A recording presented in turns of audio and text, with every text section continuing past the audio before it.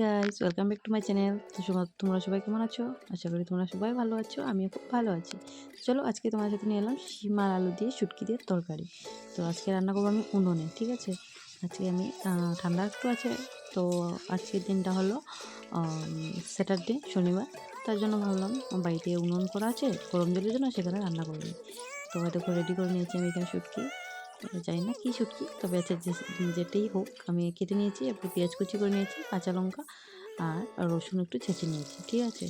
আর এখন আমি কী করলাম, পেঁয়াজ কুচি দিয়ে দিলাম।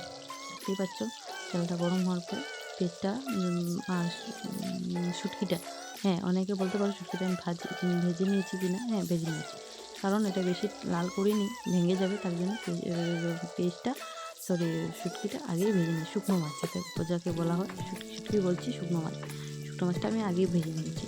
তো এদিকে আমি দেখো পেঁয়াজ কুচিটাকে ভেজে নিচ্ছি ভালো মতন লাল করে। তো বলছি তোমরা যে আমার চ্যানেলটাকে এখনও লাইক করোনি, সাবস্ক্রাইব করোনি, ফলো করোনি, প্লিজ করে দেবে। তোমাদের আশীর্বাদ দিয়ে আমি অনেকটা এগিয়ে যেতে চাই। তো তোমরা সাপোর্ট না করলে আমার কিছুই পসিবল হবে না। তবু আজ কতদূর অনেকটা সাপোর্ট পেয়ে আসছি অনেক দিন ধরে। তো আশা করি তোমরা সবাই আমাকে সাপোর্ট করবে। আর তোমরা কি কোথা থেকে দেখছো প্লিজ আমাকে কমেন্ট করে জানাবে।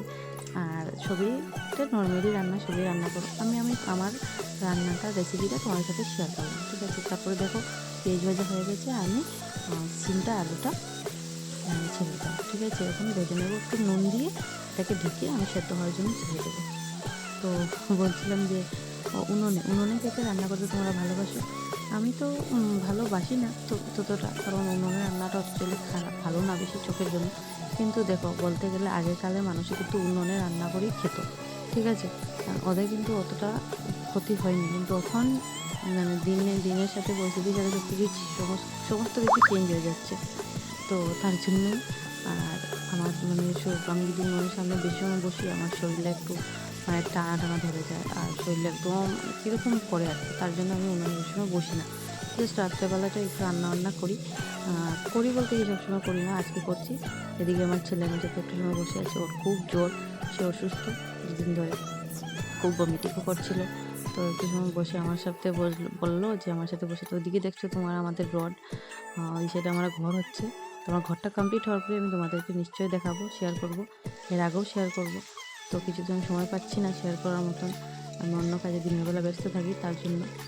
আর দেখো এদিকে শিমটা আমার মোটামুটি একটু সেদ্ধ হয়ে গেছে, আবার একটু সেদ্ধ হওয়ার জন্য আমি ছেড়ে দেবো।